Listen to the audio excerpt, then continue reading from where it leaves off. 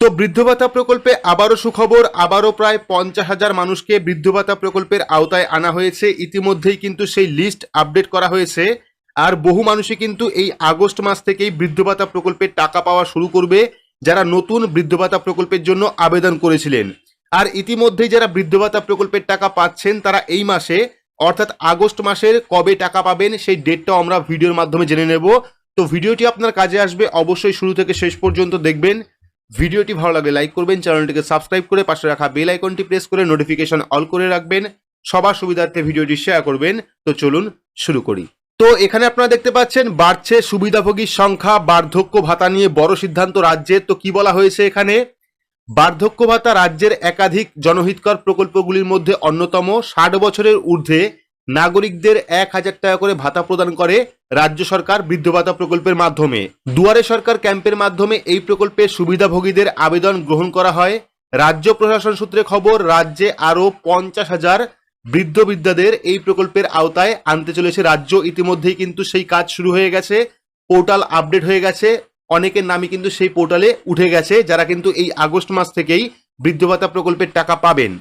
তো রাজ্যে 20,15,000 মানুষকে এই প্রকল্পের অধীনে বর্তমানে ভাতা দেওয়া হচ্ছে। মাসের শুরুতে সরাসরি সুবিধাভোগীদের ব্যাংক অ্যাকাউন্টে এই টাকা দেওয়া হয়। মোট প্রাপকের সংখ্যা আরও 50,000 সুবিধাভোগীর সংখ্যা বাড়তে চলেছে।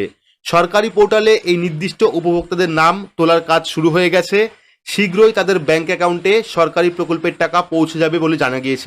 অর্থাৎ এই আগস্ট মাসেই কিন্তু যারা নতুন বৃদ্ধ ভাতা প্রকল্পে আবেদন করেছিলেন তারাও কিন্তু টাকা পাবেন, এমনই কিন্তু আপডেট রয়েছে।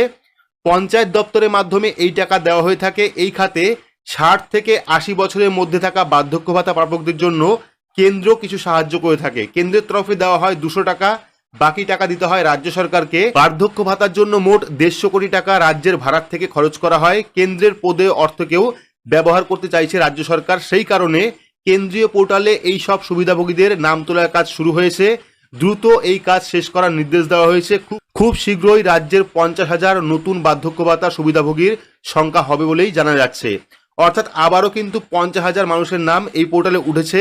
সাধারণত যে সমস্ত ব্যক্তি 60 বছরের ঊর্ধ্বে বয়স এবং তাদের কাজ করার ক্ষমতা নেই, তাদেরকেই আর্থিক সাহায্য করা হয় রাজ্য সরকারের তরফ থেকে। বিশেষভাবে সক্ষমদের জন্য বয়সে ছাড় দেওয়া হয় এই প্রকল্পের মাধ্যমে। সেক্ষেত্রে বিশেষভাবে সক্ষমদের জন্য 55 হলেই কিন্তু বৃদ্ধ ভাতা প্রকল্পে আবেদন করতে পারবেন তারা। শুধুমাত্র পশ্চিমবঙ্গের স্থায়ী বাসিন্দারা এই প্রকল্পের আবেদন করার সুযোগ পেয়ে থাকেন। পুরুষ এবং মহিলা উভয়ই কিন্তু এই প্রকল্পে আবেদন করতে পারেন। রাজ্য সরকারের দেওয়া এই অর্থের জন্য প্রচুর মানুষ উপকৃত হয়েছেন ইতিমধ্যে। রাজ্যের বয়স্ক মানুষরা বিশেষ আস্থাশীল হয়ে ওঠেন রাজ্য সরকারের প্রতি এই প্রকল্পের জন্য। এর আগেও মুখ্যমন্ত্রীকে একাধিকবার বলতে শোনা গেছে, লক্ষ্মীর ভাণ্ডারে যেসব মহিলাদের দেওয়া হচ্ছে তাদের 60 বছর পেরিয়ে গেলে এই প্রকল্পের আওতাভুক্ত করে নেওয়া হবে। লোকসভা নির্বাচনের পর এই বার্ধক্য ভাতা নিয়ে সরকার আরও একটি বড় পদক্ষেপ নিল, এমনটাই কিন্তু মনে করা হচ্ছে। অর্থাৎ আবারও কিন্তু আপনারা দুয়ারে সরকার ক্যাম্পে যারা আবেদন করতে চাইছেন তারা কিন্তু আবেদন করতে পারবেন। ইতিমধ্যে যারা আবেদন করেছিলেন সেই মানুষদের 50,000 মানুষ কিন্তু আবারও বৃদ্ধ ভাতার আওতায় চলে এসেছেন।